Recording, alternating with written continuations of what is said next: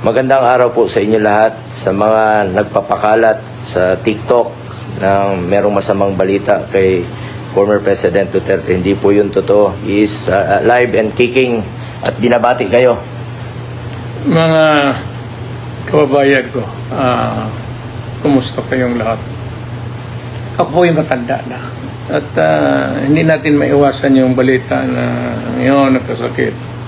Wala naman akong sakit. At feeling ko, hindi naman ako mamatay ngayon kagad. Nandito ako sa bahay.